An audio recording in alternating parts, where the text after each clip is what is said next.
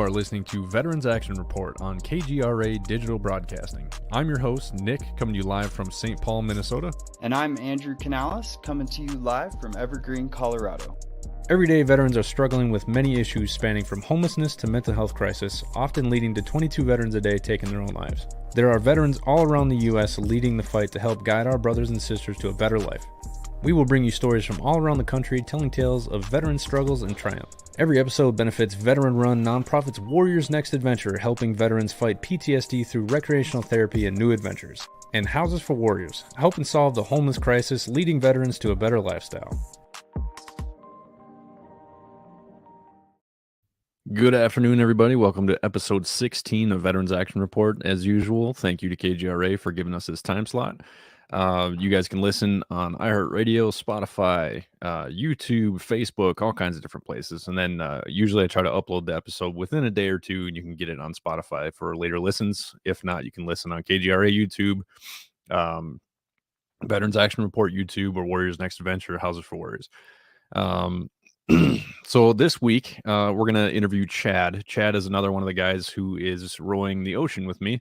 Last week we had Tommy on. This week we'll have Chad on. And then next week we're going to try to get Will on as well, just so we can get a little bit more in depth about what we're about to do. Just a quick update on Warriors Next Adventure. We have the Memorial Day hockey tournament, the Memorial Weekend hockey tournament. It's going to be May 28th and 29th. It's going to be at the Blaine Super Rink here in Minnesota. It's going to be $1,000 per team. And what we're doing is we're trying to raise money for the nonprofit. We're going to use this as our big fundraiser every year. We're sponsored by Running Aces. We're also sponsored by Trax Brazilian Jiu-Jitsu, who actually, sporting this right here. It's the gym that I train at. And I also run the WNA BJJ portion of Warriors Next Adventure out of the gym. Mark is Air Force vet. He's like a second father to me. He's been a great help and support to what we do. Running Aces Casino. It's right up the road, up off of 35, up by Forest Lake. I've only been there one time and lost all of my money very quickly. So I don't go up there too often. But they donated a stay and play as well for the raffle. We also got a hockey stick donated from the Gophers women's hockey team. A bunch of the U.S. Olympians signed it as well, which is pretty sweet. So thank you, Natalie, for giving that to us as well.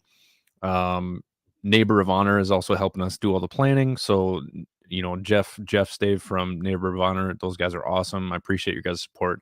And then, of course, the Blaine Super Rink, they've been more than accommodating, and I'm really excited to see what this tournament can actually bring in. So, also we are building our race cars, and we need help, right? So the car is coming along just fine. We have the front end is pretty much installed. My friend Steve, big shout out to Steve. He actually got somebody to do our heads and the engine block itself for $140, which is absolutely insane. So huge thanks to him, saved us a lot of money, and we'll be able to get, hopefully we'll be able to get about 15 veterans racing this year. We're going to try to do anywhere from 15 to 20 races, depending on the funding. That program is sponsored by Rip It Energy. We're also looking for sponsors for the other cars as well. Working on getting some shirts done, getting ready to buy all the gear that we're going to need. We did a fundraiser, and we raised $1,200 in like a day and a half. So we can get helmets, all the safety equipment we're going to need to get these veterans behind the wheel. We got all kinds of different stuff going on. And Houses for Warriors, I was talking to Andrew recently. As you know, Andrew's my co-host. He teamed up with Homes for Veterans, and they donated like $60,000 to Houses for Warriors to help them actually get a remodel for a veteran who is wheelchair bound. And there's videos out there of his wife carrying him up the stairs, which is absolutely insane. She's an absolute rock star. He pretty much just comes up, and she stands in front of him. He puts his arms around her back. She picks him up and carries him upstairs to his bedroom, which is absolutely insane. So what they're doing is they're building an elevator inside the house. And there's a lot of really cool videos on Houses for Warriors. Go to their YouTube page. Their YouTube page and their Facebook, as well as their website. And go check it out. So both our pages have donate buttons on there. If you guys want to donate to Warriors Next Adventure, Houses for Warriors, means a lot to both of us. we both started our charities because, you know, we saw an issue. We both struggled from the issue that we decided to help with. And we're out there, you know, doing the best we can. So speaking of another charity, I also represent Fight or Die. I cannot wait to get this thing done. Chad here is kind of running everything with the Fight or Die side of what we're doing with Warriors Next Adventure. So I'll bring Chad on and we'll talk a little bit more in depth. What's up, buddy? How you doing? What's up, man? Long time. Not too bad. I like that shirt you're wearing, man. Like it. It's a nice representation of Fight or Die, and of course Wester Automotive Group, who's kind enough and generous enough to fund this crazy voyage for us. So yeah, they donated a few bucks to us. They sure did. And goes without saying, there's always got to be a shout out to Scott, Brad, and Bill, and all the Wester team. So Wester, for those who don't know, Fight or Die is an organization to help with veterans' mental health, but they also have an I don't really like to call it an awareness program with the row. It's more so of like, you know, showing veterans that we can do badass shit outside of the military, right? You know, life does not end just because your time in the service ended. You can still do amazing things. And West Herd donated $80,000 so we could actually do this race, which is absolutely unbelievable. So Chad, talk a little bit about West Herd. Like, how did this happen? How did you end up raising $80,000 with one phone call? Yes. You know, they have a phenomenal team with Wester. I worked for Wester when I first moved from Buffalo, from the Carolinas when I separated. You know, went through the school, be an auto tech, got a job at Wester about a year into that. And then Scott Beeler is actually the owner of Wester, and I worked for them for a couple of years. I left to open up my own garage for a while. I came back. When I came back, I actually deployed, and Cindy was almost 9 months pregnant when I deployed. Within a couple of weeks of deploying, we had a major issue with the vehicle, and obviously with a newborn and a small child at home, it was a big thing. Scott actually reached out, and we reached out to the Wester guys that I was trying to deal with, like getting the car fixed and all that other stuff. So Wester actually covered the entire cost of that, brought the car back to her, no questions asked. And when I get back to my deployment, of course, when we're out there, you know, I'm doing flyaway security. So I said, well, you know, you guys are stepping up. I'm going to take an American flag and fly it around. I think I hit Lebanon, a few other places with that, and brought it back to him. And Scott came in shortly after I got back and said that we were going to sit down and have a cup of coffee, which unfortunately we never did at the time. And then all of a sudden, as I left there, I went back to the military and stuff. And then the opportunity came for Fight or Die. And we knew how much money we needed to raise in order to actually make this race happen. And they were the first people I thought of, because Scott has done so much in the community of Buffalo when it's come to anything. He just actually donated, don't quote me on this, I believe it was $25,000 for a family either today or yesterday that lost their home in a fire in downtown Tonawanda, New York.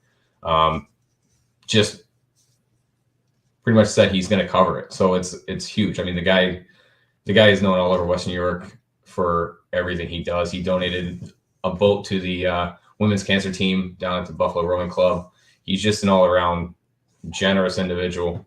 And we had the opportunity to sit down and talk. And I sent him an email and I said, hey, Scott, I know when I got back to my deployment, we talked about having a cup of coffee. I'd like to sit down and have that cup of coffee, and I got an idea for you. And he saw the passion, he saw the mission, he saw the need for it. And yeah. His exact words were, what donation do we need to get to have you skipping across that parking lot? And see, the funny thing is, too, is he actually asked, like, how do I get my name on that boat? How do I get the title? Right. Like, you know, well, that was hilarious. Like, we've done fundraisers before for Warriors Next Adventure. You know, that's always been a big thing since I got involved with it. We've done fundraisers. We've done things here and there. But, you know, when you're asking me face to face, how much money do you need? And I've never asked for more than $1,000 from anybody. Yeah. And I'm like, I start pulling out the sponsorship stuff. I'm like, well, we got, you know, you got 10 by 10 slots that are 10 grand a piece, 5 grand a piece. And he's like, not next. I was like, we have a half sponsor, 40 grand for, you know, half the title sponsor. And he was like, okay, what's the other one? And by the time we left there, that's when I called you. I think you were the first one I called and said, so yeah, this dude just, he said, what is it going to take for you to skip across that parking lot? And I left there, not only left there with a sponsorship, but he sat down and gave me this book, an incredible book. that's sitting at home that you guys are going to eventually pass around to you guys about a guy's mindset with business and stuff. And he's like, read this book. I've read this book. I mean, just an all out outstanding individual that sat down, took the time to discuss the veteran suicide and the mental health side of the military. I mean, he asked me some personal questions, and it's one of those things where, you know, me and just as well as a lot of people do, like, I'm not going to shy away from sharing my story on my struggles, because we all have struggles, but it's opening up that actually, you know, put me more at peace. And I've helped so many people for the fact that I've been able to open up about it. So yeah, man, like, you know, it's I normally don't bring up other people's shit, but like when you called me, like right about the time I was getting ready to figure something out, I believe it was 2018. No, it was definitely 2018. That's for sure. Yeah, it was before I got started. I was going through my second divorce, and you know, I was like trying to figure out what am I going to do with my life. I was at the point where I knew I wanted to do something, and I didn't know what it was. But I think it was like towards the end of my planning process is when you called me and you said that you were struggling a little bit. And, you know, that's when I think that's the first time I told you about, you know, my issues. And that's definitely an understatement there. I know when I called you, I was struggling a lot of it.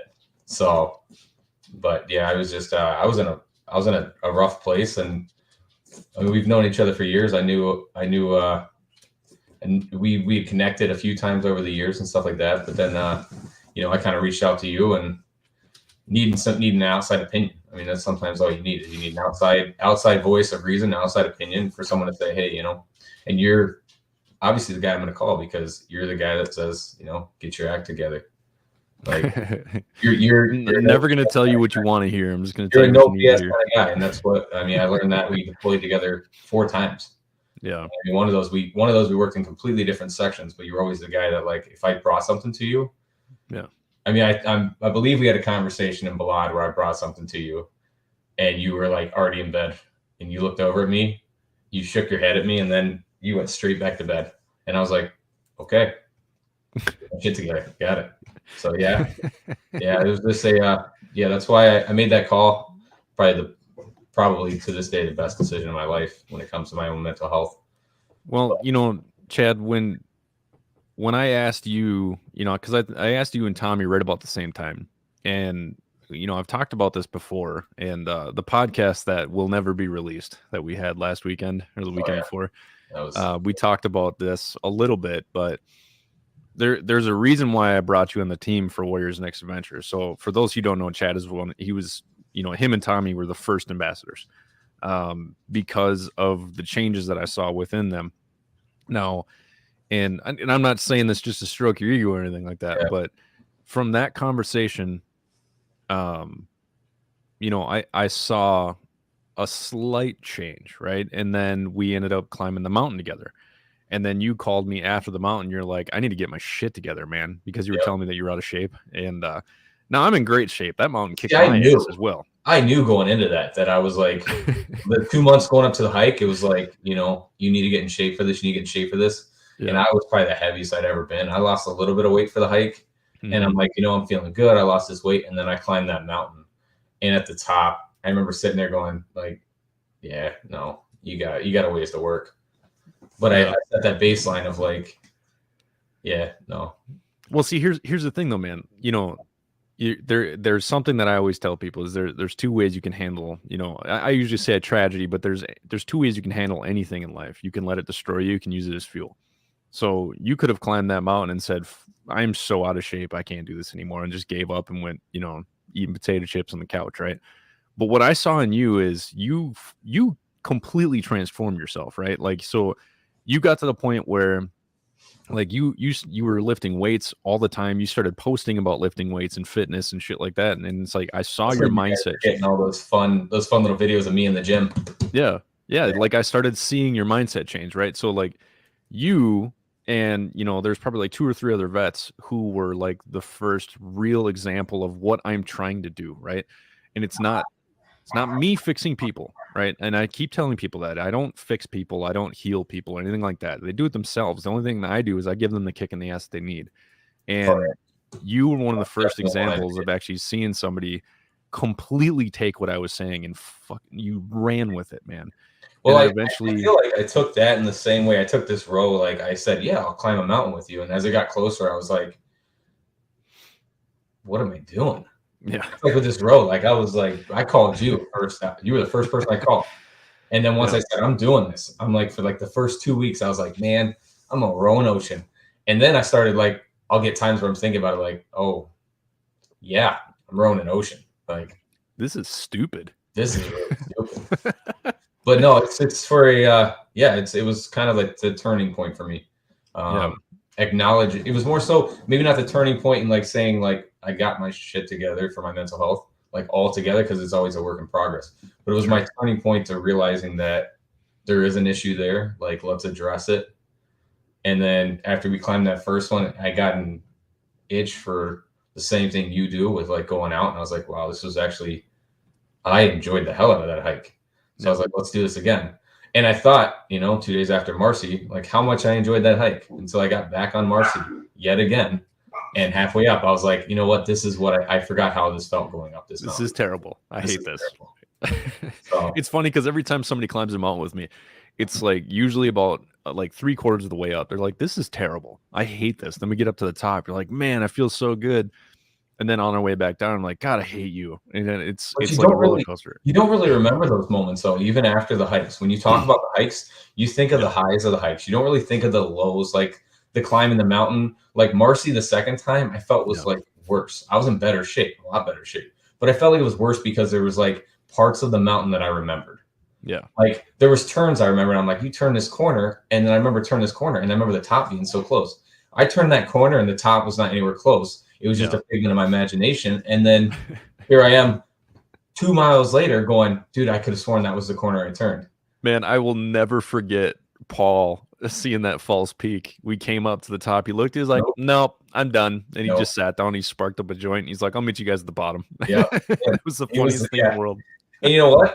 I couldn't even blame him. Like, I was like, I mean, at the same time, we're all like, dude, we're so close. But geez, man, that when you feel like you're on top of a mountain, you're like, man, I did this. And then you turn the corner and the mountain is next to you. And I was so defeated when I all saw you that, see is little dots of people climbing up the side of it. And it looks like little ants. And you're like, your body's broke already. And you're like, yeah, I remember pushing from that false summit and being like, man, this has to be worth it. We got to get you over to Colorado and do a 14er with us, man, because it puts Marcy to shame. Marcy sucked because it was a long hike. But these mountain climbs, man, they're only like 9 miles, but yeah, it's like straight up. Like Mount Massive, it's the second highest mountain peak in the Rockies, but it's like 10 feet shorter than Mount Elbert. Yeah. And I think Massive is a harder trail. Like it sucked, man.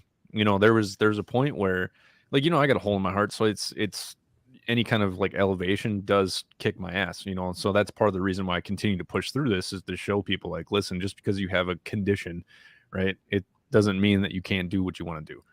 Right.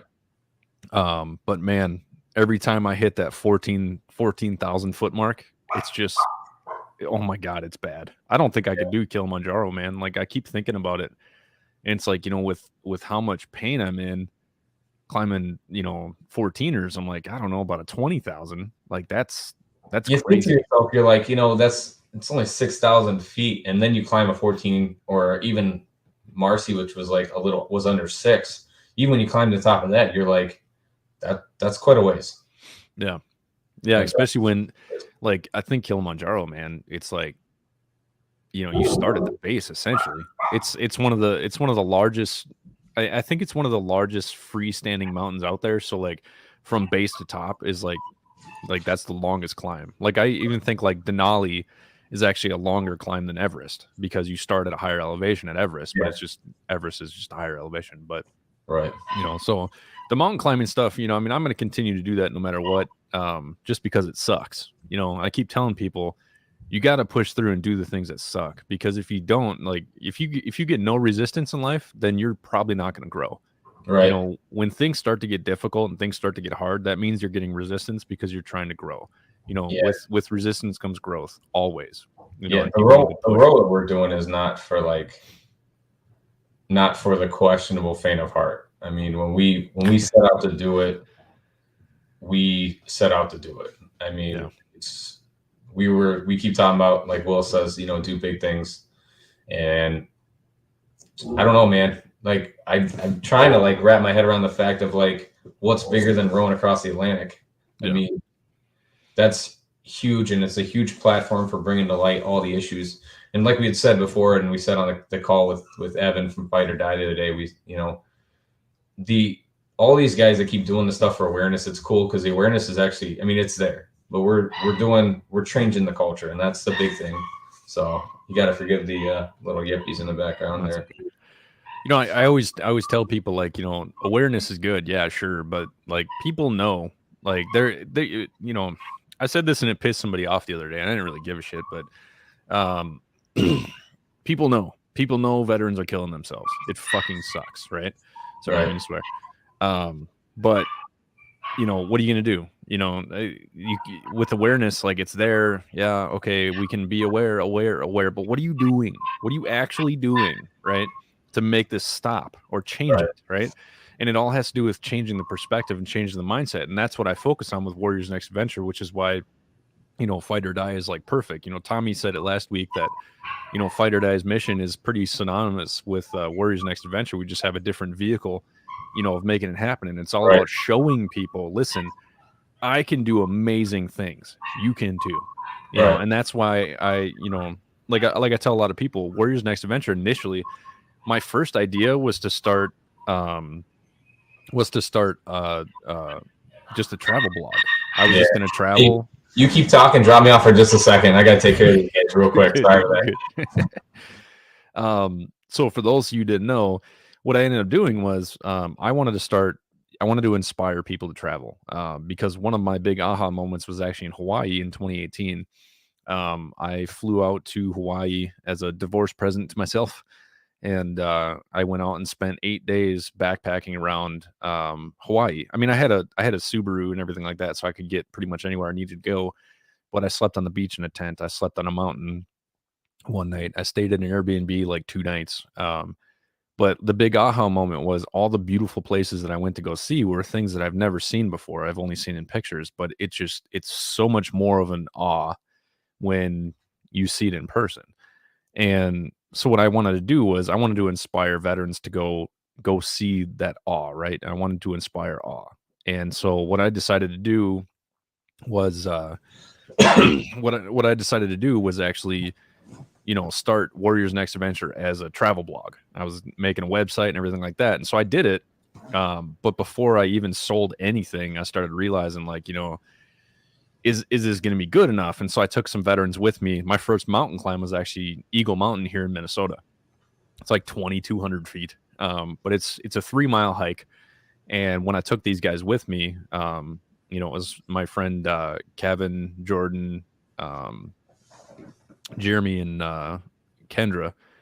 And, when I told them about my situation, it was one of the first times that I had actually told them about what had happened to me. And next thing you know, they start talking and they start sharing their stories. And it was after that mountain climb, I decided, like, I need to take people with me.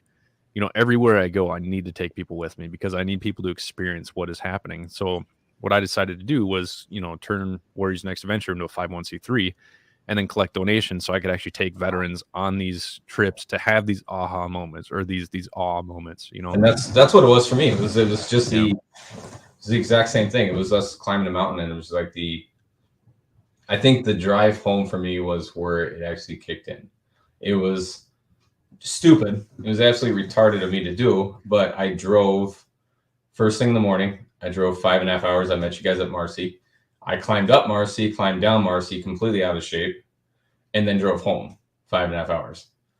And the drive was rough, but during that drive, I think within the first hour, as I was driving, I kind of reflected on, like, the conversations we had on that mountain. And reflected on, like, you told your story a little bit on the mountain with the guys. And, like, a lot of people, like, they hear the story, like, they hear my story from, like, 2009, they hear your story.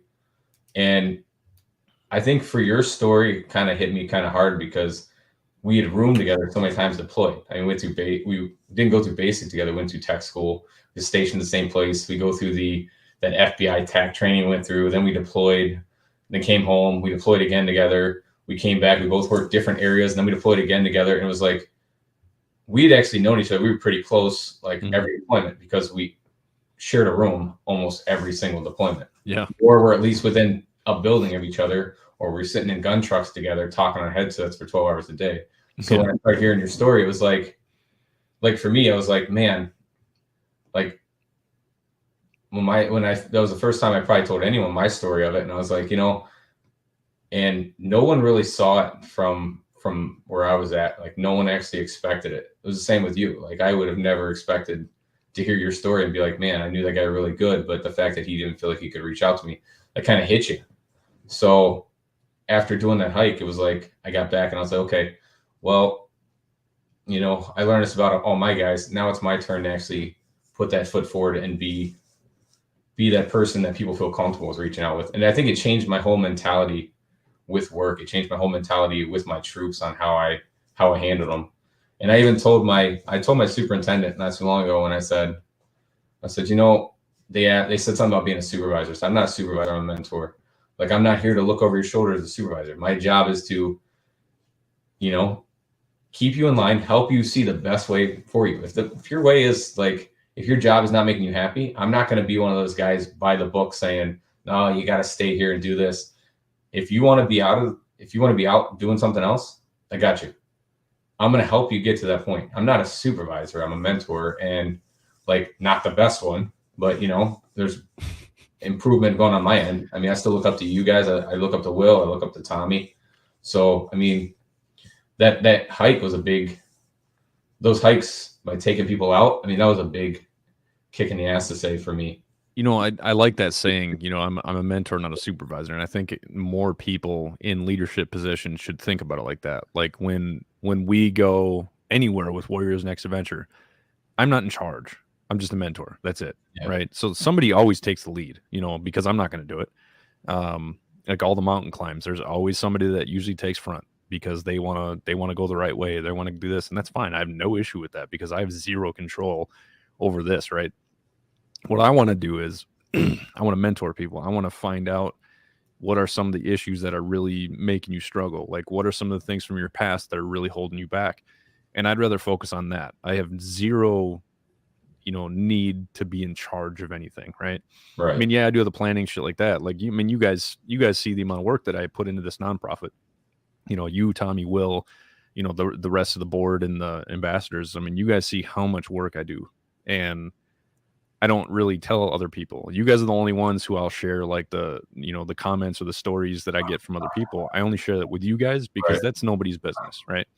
But you guys work, you know, for the organization. So I want to share like, this is what we're doing and this is what it does to people, you know? So it's nice having, you know, a group of people that I can talk to and vent to. Right. And I use you guys all the time, you know, but, you know, like I said, you, Tommy, Will, like everybody, you guys have shown what I want to see in veterans. You know, I want to see improvement. I want to see change. Right. And so what I started telling veterans, I think a big thing for you though, is you found your way. So you were like at this level and you found like a better path of doing it. You're trying to help people up this level, but you never keep yourself up here above everyone else. And that's a huge thing because there's been vets that have reached out to me. And, you know, I call them and I say, hey, you know, let me throw some options out there to try to get you back on track.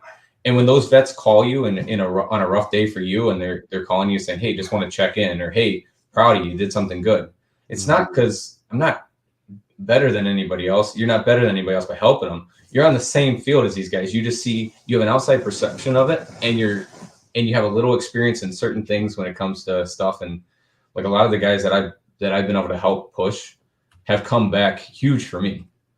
So it's not like they don't feel like you're not trying to get that complex of like, yeah, here I am as your savior. Like hey, let's go through this together.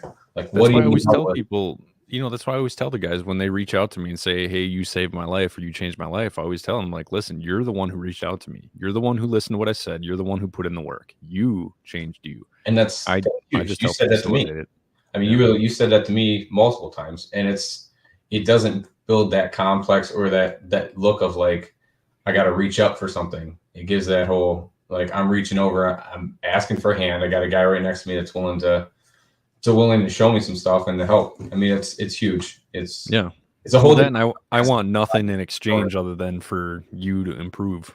That's it. It's a lot different than a lot of organizations that I've been a part of over the years. There's always, you find those ones that have a complex, and it's hard to get past that. Like, you feel like you do something good and they're waiting for you to give them a pat on the back. You've always been like, I do something good, and you're like, yeah, you climbed a mountain. You're like, no, you did that. I'm like, holy shit.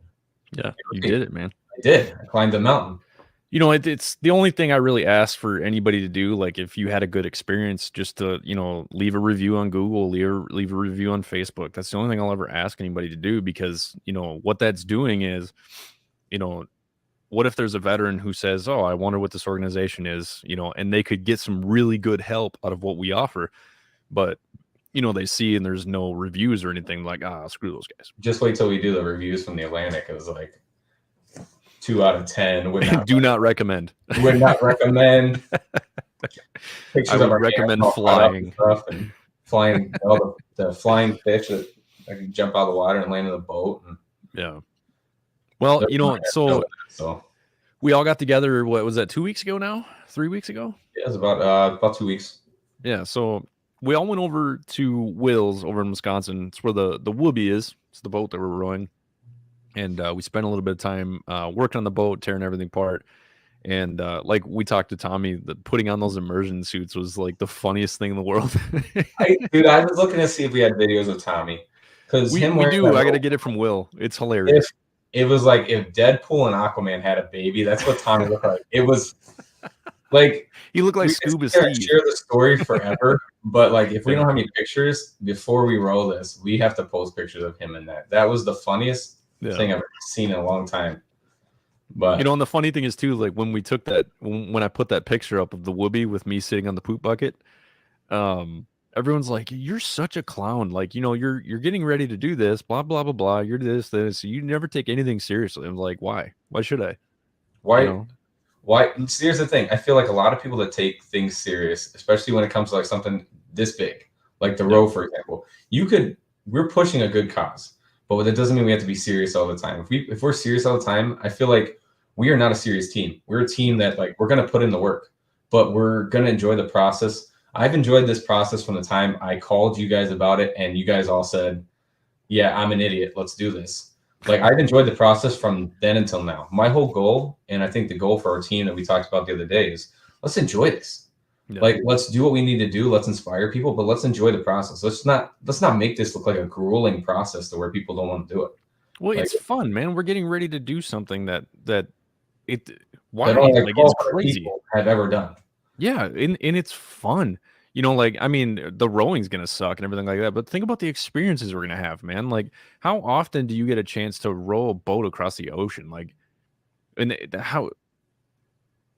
blows my mind. Like, I still can't properly describe it. I'm trying, but I still can't describe how excited I am and how, like, big of an opportunity this is, Remember I've never wanted to row across the ocetion, ever. Remember never wanted to do at the McDonald's in Buffalo? We had the boat. And the guy's like, "Where's the motor?" We're like, "There is no motor." He's like, "I know, right? Are you effing with me?" I'm like, "No, there's no motor." And he's like, seriously, guys, where's like the joke? I get that so much when I tell people. They're like, "Hey, man, like, I'm reading your shirt. Like, what's that all about?" I'm like, "Oh, I'm rowing a boat across the ocean." They're like, "No, but seriously, like, are you joking with me?" I'm like, "No, I'm not joking with you." Sometimes I wonder if I'm joking with myself. Yeah. Like, but well, no. Like that lady at the snowmobile thing when we were in Wisconsin, you're like, "Yeah, we're actually a team. We're rowing a boat across the ocean." She looked at us like, "Yeah, okay. Like, I don't know if you're messing with me or not." And I'm like, I don't know if you're messing with me or if this is like if you just want to like, where's the camera? Yeah. Like, well, and I try to explain to people why, and I still can't give them a good reason why. The only good reason I can give them is why not. I think that's been, I mean, I know Will said it too when we did the podcast with Mr. Blackman. It was just like, he said, "Why would you do this?" And Will was like, "Why not?" Like, I cannot find a reason not to do this. And then, I mean, if there was like no cause behind it or something like that, I would probably think again and be like, but really, what is our reason for not rowing? I mean, I put myself in some pretty shady situations mentally, maybe physically, nothing like this. Like, Yeah. I That's don't crazy. I don't think any of us could look back and be like, I've been in a situation mentally and physically that could relate to this. Yeah. Like, I'm mean, more you know, excited about what I'm going to learn about myself while we're out there. Like, when I get back and I'm gonna look back on the things that we accomplished as a team, the things I accomplished personally, the mental struggles that went on in my head the whole time we were out there, and I can look back and say, wow, like, okay, what am I going to learn about myself? That's the unknown. That's like the biggest unknown for me, is like, I know that there's going to be so much that comes from this, and it may not be like so much recognition. I'm not even looking for recognition. There could be so much awareness and stuff like that. For me, the biggest thing is like, what is this going to do for me personally? Like, what is the effect it's going to have on me? Yeah. And it seems kind of selfish sometimes when you're like, everyone's like, you're rowing it for veterans mental health. And I'm like, yeah. And deep down, I do have the little side thing of like, what changes is this going to impact in my life? I'm sure there's going to be. Well, yeah, you have to, man. You're sacrificing so much to do this. Like, I mean, you're getting out of the Air Force to do this. Yeah. Because they're not giving you the support that you deserve. I'll speak for that, considering that you're, you can stay quiet. I'll speak for you. I think it's bullshit. I think that you should have gotten 100% support from the beginning, and it shouldn't have been such a hard fight to actually get them to approve this. But the fact that you pretty much told them, I'm doing this, goodbye. I mean, I did that with Warriors Next Adventure with the State Patrol. Yeah. I had a mission I wanted to do. They told me no, and I said peace, and I got out. You can't. The same thing with you and the troopers. What I got from that is the same thing that I had a conversation with someone the other day, and they said, the role is a big thing, but you got your job as well. And one thing that the troopers, for you, I think a big thing for you is you have values on how you want to do things. You have goals. You are not going to compromise your values for a paycheck. Nope. That's a big thing. Never if you again. start finding yourself compromising values for a paycheck, you'll be well off with money. But if I have to look back 5 years from now and say, man, Nick and those guys did great on that row, I wish I could have been there. Yeah, I know, right? I'm tired. I'm nervous, like, of missing out. Neil deGrasse Tyson has a quote that I actually really enjoyed. I mean, I shared something similar with him, but it says, the only thing he's scared of is leaving this world without doing enough. Yeah. Like, after 2015, in my head, I can never do enough. And the thing that a lot of people tell me is like, you ask for too much, or you're doing too much, or doing this, blah, blah, blah, blah, blah. Those people, I mean, I don't really pay attention to them, but they don't understand that there's so much to life that nobody explores. You think about the graveyard is a field of dead dreams, a field of lost dreams. And it's like, I want my grave to be empty. I tell people that all the time. I want to do everything I can. Yeah, it's been interesting from start to finish to where we're at now. It's been interesting, my whole situation, and the situations for you guys. We all have our own stuff. I mean, mine's been trying to figure out what I'm going to do and like stay, go kind of thing. And, I know what I need to do, and I need to be on that boat. Like, I can't watch that video day in and day out. I watch that video probably every other day, a couple times a week. The 2019 recap. Yep. And every time I see that 2019 recap, I see those flares, and I'm like, and I don't even have to remind myself. It's just more of like, why you need to be on that boat. Yeah. Like, why you need to be on that boat. So I'm not going to look back and be like, man, I wish I would have done more. I wish I would have taken the time to do it.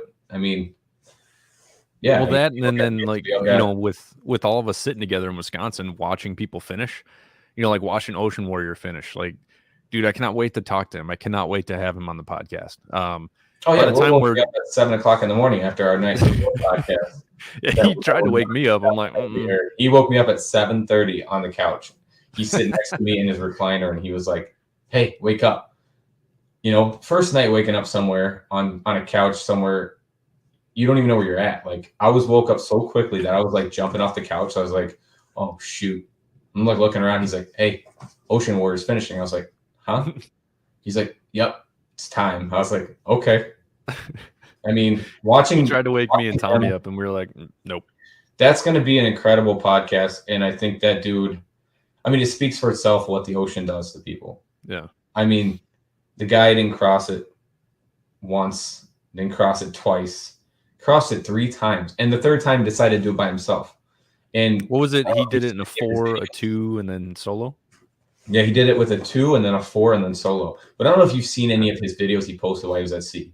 He did a video about his mental health out there and about being in his own thoughts and about the process in the mind, like the process of his mind through the row. And the guy was as transparent as it gets. I mean, if you learn that much about yourself, you feel the need to go back and do it again. And then you're done with it. I mean, his wife's got to be a saint to be like, like I'm telling you right now, the Pacific race was announced. And first thing I want to ask him is, you know, what's next? And I'm sure the Pacific's already run through his mind. I guarantee you he's at least thought about it. But that's one of the questions I'm going to ask him when I have him on the show. You know, like what's next? I always love asking people who've done amazing things, you know, what's next? And a lot of times they're like, I don't know, but it's going to be something. And usually it's something big. We've had that conversation. We had that conversation in Wisconsin over the weekend. Yeah. You know, about like, what the hell do we do after this? Tommy and Will both said, like, you know, this is a wild journey we're on. I mean, we're enjoying every minute of it. It's weird because it's like, I see you guys for the weekend, I leave, and I'm like, I'm sitting at the airport, and I was like, man, that's like a short weekend. Missed the guys already. But it's so weird too, because like we all talk so damn much and we have fun, and it's literally never like a dull moment. There's always somebody talking shit. There's always somebody saying something goofy, but then at the same time, you know, there's usually somebody saying something that's actually getting us to think, and like we're always being real with each other. And that's what I love about this group is, you know, like we've all had, you know, quarrels here and there. I mean, it's stupid to think that we would never argue with each other, but it's always resolved, and it's always like the next day, it's whatever. Especially me and Tommy when we drink. Me and Tommy always argue when we drink. We sat on the table and we'd all just tried. I want to say we just tried all those meals out, and we were just sitting there, and we were just kind of killing time because all the boat stuff was done. We're just killing time, and I don't remember who brought it up, but someone was like, "Hey, you know, once this row's over, what's next?" And I mean, obviously, we don't want to think too far ahead because we have a big challenge ahead of us. Sure. But at the same time, like when we get back, we're all going to take that like week or so in Antigua, and we're going to be spending time with our families. But when we get back and settle back into life, I have a feeling it's going to like, we're going to settle back into life, and it's going to come back up to where it's like, we're probably all going to end up on a video chat together being like, so guys, what's now that we're here, what's next? Everybody laying in bed together the first night home. We're all sitting here talking on video chat. Yeah. As long as you guys don't mention, like, if it's like an experience to where like, if we don't row in there and we're all looking at each other like we'll never do this again, if there's even like one person that's like, I'll do it again, as long as no one's FaceTiming me when I'm with my wife and asking me like, hey, what do you want to do the Pacific? Like when I'm just getting back, I should be okay to like explore other options on like extra stuff. It's just the journey alone has been great. I mean, we have so many like outrageous conversations as our team, the same way we've always done it. Like, you guys busted my balls when I was up there about my hospitality.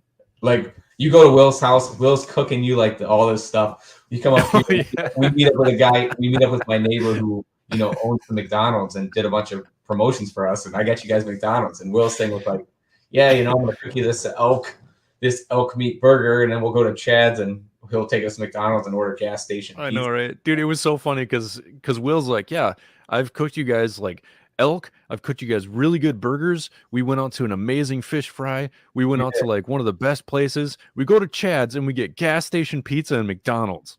Yeah.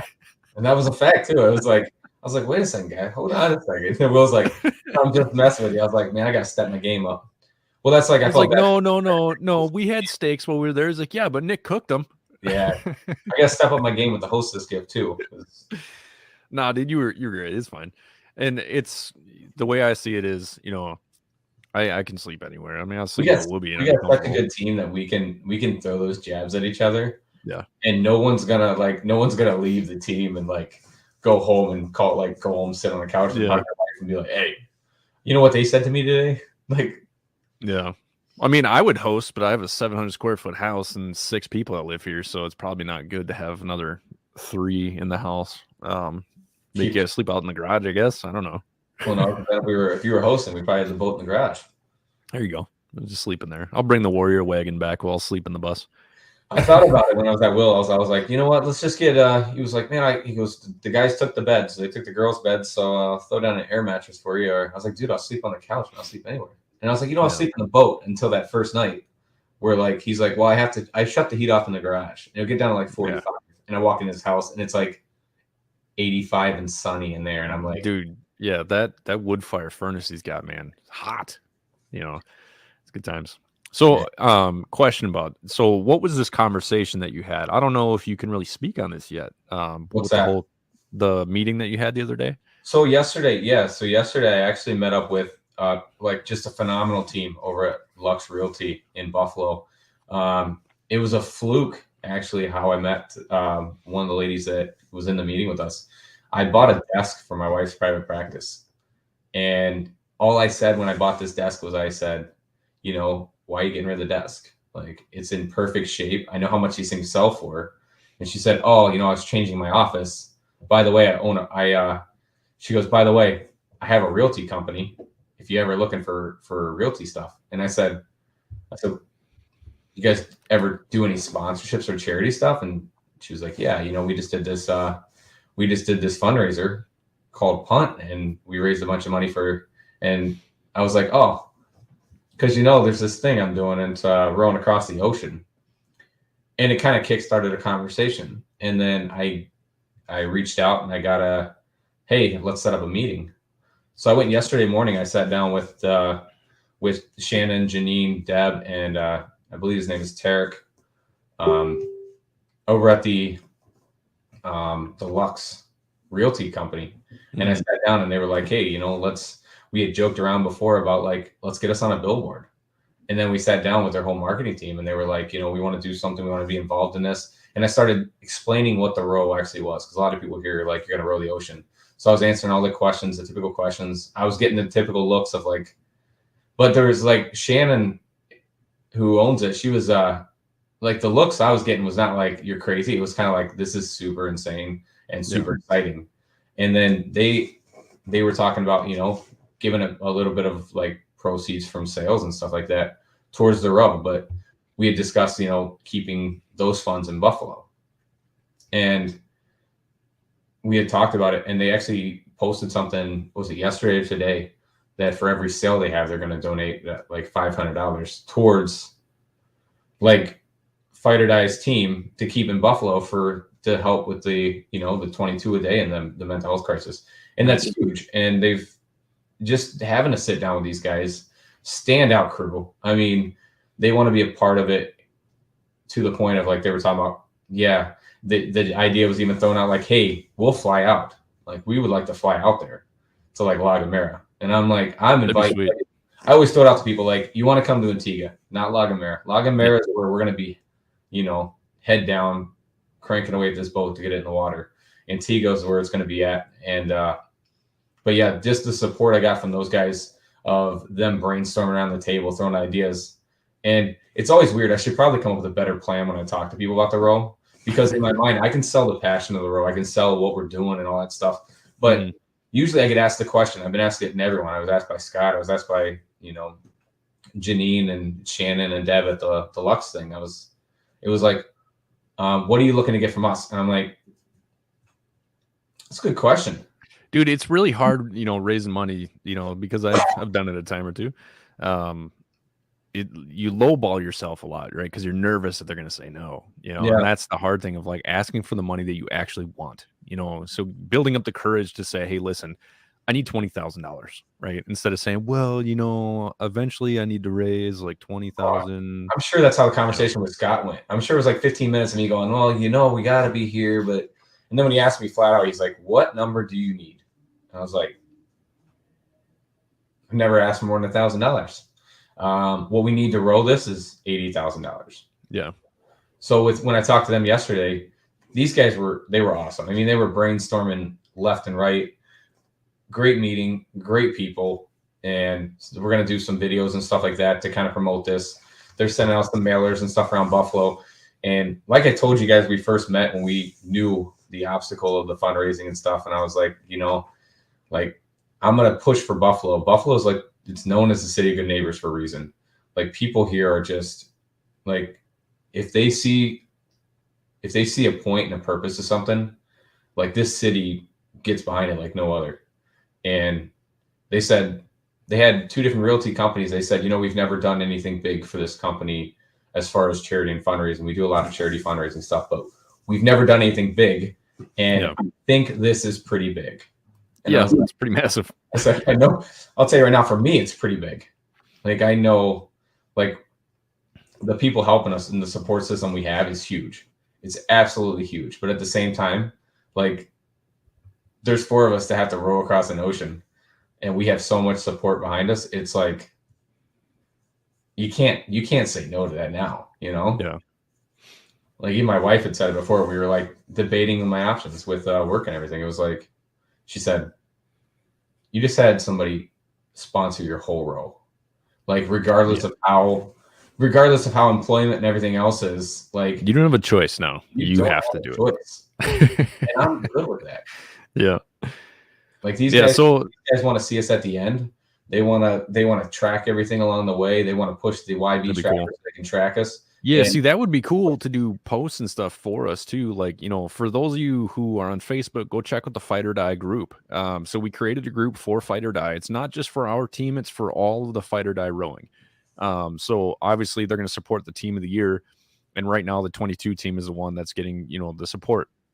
So go check out on Facebook the Fight or Die group.